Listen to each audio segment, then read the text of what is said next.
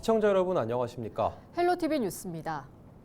70년 넘게 미군 기지가 주둔하며 안보 희생을 당해온 동두천시. 이 동두천시 시민들이 그동안의 피해를 호소하며 정부의 지원을 촉구하고 있는데요. 지원을 약속한 정부는 묵묵부답입니다. 이런 가운데 동두천 시민사회가 다시 한번 거리로 나섰습니다. 이재필 기자가 보도합니다. 동두천시 지역발전 범시민대책위원회가 미 2사단 캠프 K시 앞에 모였습니다. 미군 기지 주둔으로 인한 피해를 하루빨리 보상할 것을 정부와 미군 측에 촉구하기 위해서입니다. 미군 기지는 지난 1951년 동두천에 자리 잡았습니다. 한때 동두천 전체 면적의 42%를 미군 기지가 차지하기도 했습니다. 동두천시는 지난 74년 동안 미군 기지로 인해 약 25조 원의 경제적 피해를 입은 것으로 추정하고 있습니다. 이뿐 아니라 지난 2014년 정부는 미군 기지 주둔으로 인한 보상으로 반환 공여지 정부 주도 개발 등 지원을 약속했지만 10년 넘게 지키지 않고 있습니다. 특히 지난해 4월 정부에 항의하며 동두천 시민들이 총걸기 대회까지 열었지만 정부는 여전히 묵묵부답. 이번 집회에 참석한 범대위는 삭발식까지 진행하며 무관심한 정부에 분노했습니다. 1년 동안 도대체 바뀐 게 뭐가 있습니까? 미군도 국방부도 대한민국도 동두천의 처절하고 절박한 부르짖음에 아무런 답이 없습니다. 특히 걸산동 주민들의 통행 제한도 집회에 불을 붙였습니다. 미군 기지에 둘러싸인 걸산동. 미군은 주민들의 이동 편의를 위해 부대 통행 허가증을 발급해 왔는데 신규 전입자에 대해서는 통행 허가증을 발급해주지 않고 있기 때문입니다. 신규 집을 짓고 들어오는 사람들 패스를 발급을 수개월 때 안 해줘가지고 최소한의 국민의 기본권인 이동 보상이 아니라 정부가 착취를 하는 것 같습니다. 동천 시민은 국민이 아닙니까? 범대위는 정부에 장기 미반환 공여지 지원 특별법 제정과 동두천 국가산업단지 정부 주도 추진, 걸산동 신규 전입주민 통행 허가증 발급 등을 요구했습니다.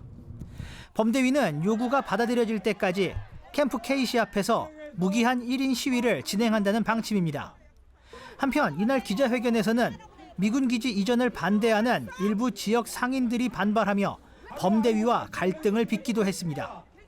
헬로티비 뉴스 이재필입니다. 연천군이 오는 26일부터 5월 31일까지 한탄강 세계지질공원의 해설사들을 대상으로 한탄강 주상절리길 리본 달기 행사를 개최한다고 밝혔습니다. 세계지질공원의 해설사들이 주상절리길의 도보 여행 방향을 안내하는 리본을 다는 방식으로 추진될 계획입니다. 연천군은 이번 행사가 한탄강 주상절리길을 이용하는 관광객들의 편의를 위해 마련된 것이라고 설명했습니다. 한탄강 주상절리길 코스는 연천군 5개, 포천시 7개, 철원군 2개로 총 14개 코스로 이뤄졌습니다. 의정부시는 올해 1분기 동안 지방세 체납액 54억 원을 징수해 최근 5년 동기 대비 최고 실적을 달성했다고 밝혔습니다. 이번 징수액은 올해 징수 목표액 76억 원의 71%에 해당하며 지난해 같은 기간보다 22억 원 증가한 금액입니다. 시는 지난해 시범 운영한 카카오톡 체납 안내 서비스를 올해부터 본격적으로 실시하고 디지털 기반의 원스톱 징수 행정을 강화해 왔습니다. 이 서비스를 통해 시민들은 별도의 앱 설치 없이 카카오톡 메시지 내 링크를 통해 언제 어디서나 손쉽게 납부할 수 있게 됐습니다. 포천시가 다음 달 1일부터 21번 버스 운행 차량을 기존 2대에서 3대로 증차합니다. 증차 후에는 배차 간격이 1시간 30분으로 단축돼 출퇴근과 통학 시간대 시민들의 이동 편의가 크게 개선될 것으로 기대됩니다.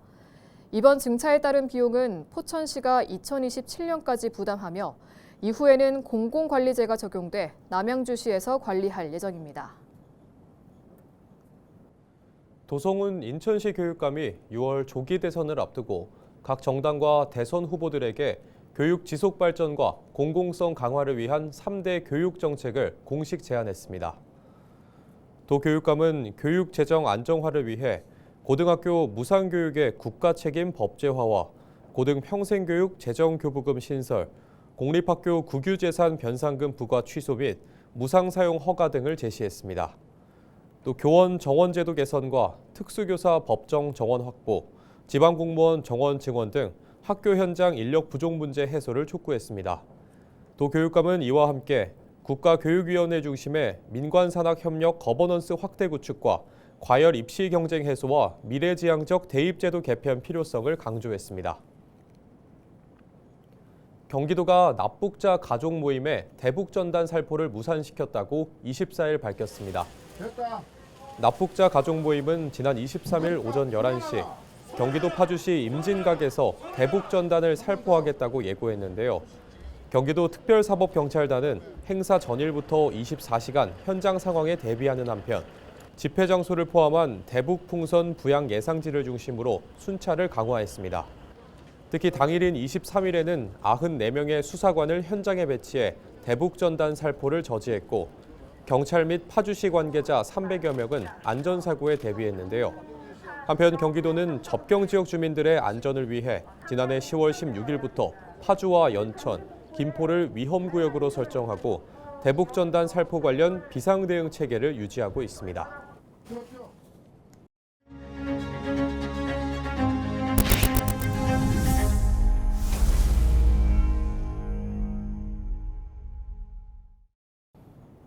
지난달 경북을 집어삼켰던 산불로 집과 농경지를 잃은 이재민들 여전히 악몽에서 벗어나지 못하고 있는데요. 이들을 돕기 위한 온정이 전국에서 계속 답지하고 있습니다. 고향사랑 기부금도 급증했고 의연금도 쌓이고 있는데요. 현장 자원봉사자들의 발길도 끊이질 않고 있습니다. 홍하영 기자가 보도합니다. 산불로 큰 피해를 입은 의성군 단촌면에 이른 아침부터 자원봉사자들이 모였습니다. 준비한 장어를 조리하고 잘 익힌 밥을 담아 정성스레 용기에 담아냅니다. 비영리단체 체인지메이커, 대한적십자사 경북지사, 국립경북대 학생, 그리고 LG 헬로비전 직원들이 경북 의성 산불로 터전을 잃은 이재민들에게 영양가 높은 식사를 대접했습니다. 특히 여기 의성이 고령 어르신들이 많은 지역으로 알고 있어가지고 현장에서 필요하신 그 보양식으로 저희 장어랑 또 어르신들 좋아하시는 물품들로 좀 구성해서 왔고요. 산불이 난 지 한 달이 넘었지만 여전히 일상으로 돌아가지 못하는 상황.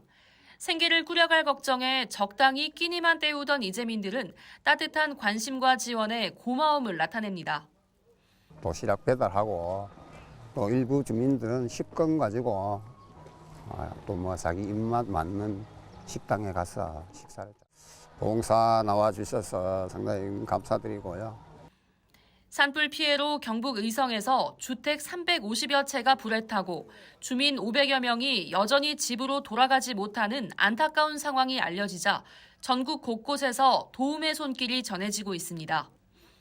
특히 지역을 위해 사용될 고향사랑 기부금이 눈에 띄게 늘었는데 지난 22일까지 20억 2천만 원이 모였습니다.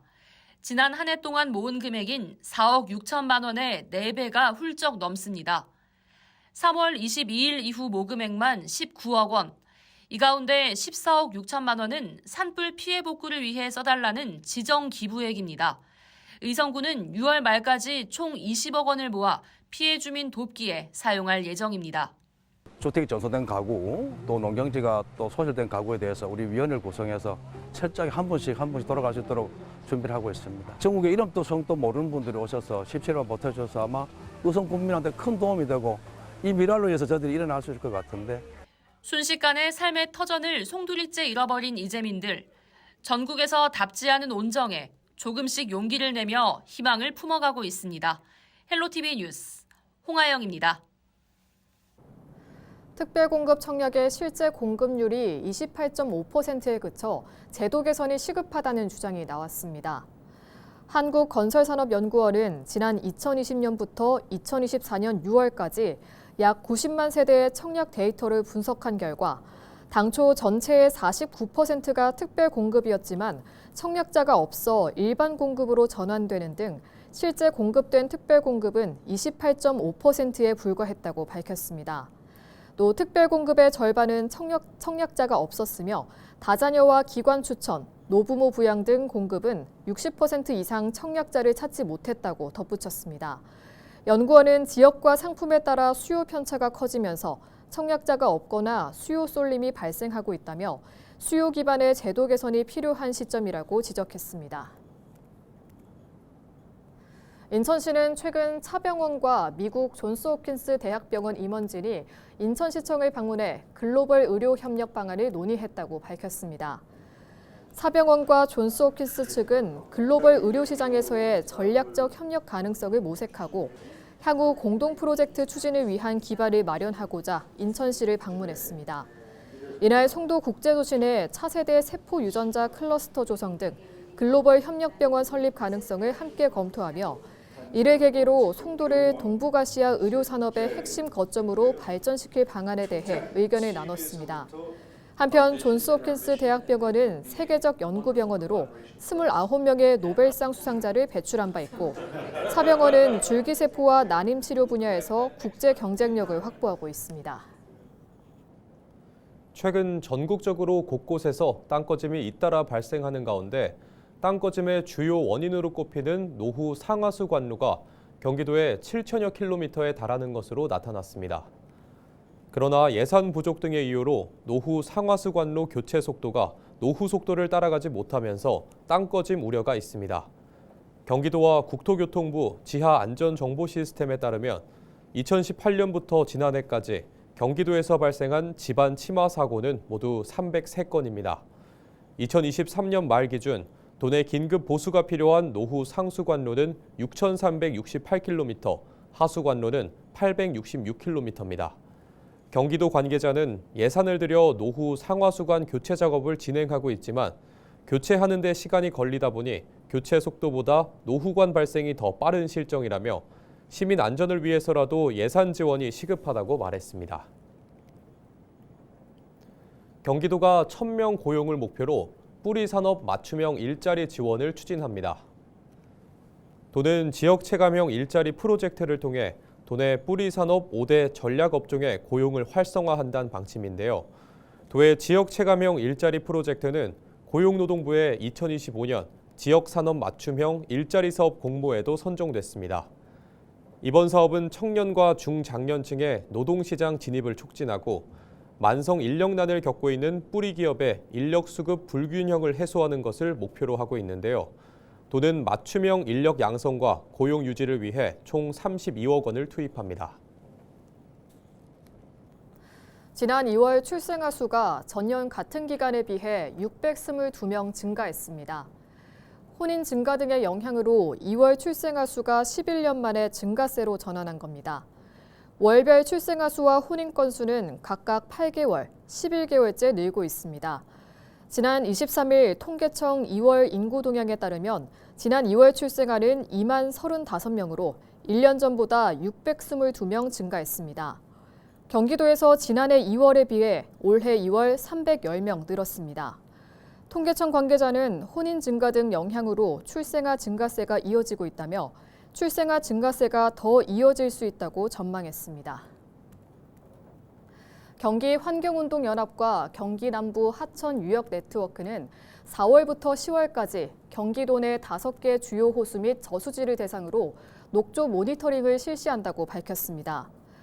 모니터링 대상은 왕송호수와 기흥호수, 서호저수지, 고삼저수지, 평택호 등 5곳이며 총 10회에 걸쳐 채수 및 녹조 검사가 진행될 예정입니다. 경기환경운동연합은 낙동강 인근 지역에서 진행된 민간조사 결과 녹조 발생 지역 반경 2km 이내 주민의 47.4%에서 녹조 독소인 마이크로시스틴이 비강에서 검출됐다는 점을 언급하며 경기도 지역에서도 유사한 위험이 존재할 수 있다고 지적했습니다.